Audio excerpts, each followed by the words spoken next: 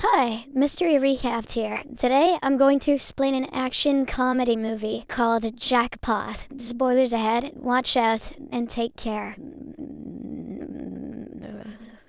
The movie takes place in the near future, where California has established a game known as the Grand Lottery. This lottery was created after a devastating financial collapse called the Great Depression of 2026. On each lottery day, a randomly selected winner must live until sundown to claim their prize. The twist is that anyone in the city is free to kill the winner to take the reward for themselves. The only rules are that they cannot use guns and aren't allowed to kill anyone other than the chosen winner. The scene then shifts to the year 2030, where we meet our protagonist, Katie Kim. She has just returned from Los Angeles after taking a long break from her acting career. Having spent a considerable time away from the city, she is completely unaware of the craziness going on. Meanwhile, a news report announces that another lucky draw lottery will begin in 18 hours. This time, the prize is an astounding $3.6 billion, the largest amount ever offered. Adjusted for inflation, that's like 1 year's rent. Shortly after, Katie arrives at her Airbnb, where she meets her host, Shadi. Katie is shocked to see a disastrous room and says it looks nothing like the picture. In response, Shadi casually admits that she uploads fake images on the website since no one will book her place. This frustrates Katie, but she has nowhere else to go and decides to stay for the time being. Shadi then introduces Katie to her annoying boyfriend, DJ. The next morning, we see a TV ad for a man named Noel, who owns a private security firm. It turns out that he is the sole employee of his company and provides protection to Grand Lottery winners. Meanwhile, Katie wakes up in her room to discover a sewage leak dripping from the ceiling. She is further enraged when she finds out that all of her clothes are ruined. Katie immediately calls Shadi to express her dissatisfaction with the place. She's also worried about her clothes as she has an audition in an hour. Shadi apologizes and agrees to rent her clothes for the audition. With no other options, Katie is forced to spend her money on a terrible costume. Next, she grabs an Uber and hurries towards the audition location. The driver is very chatty and keeps asking a lot of questions. Katie tries to ignore her, but the driver continues to talk about how she knows a lot of big celebrities. She also reveals that she used to work in construction and built a panic room in Machine Gun Kelly's home.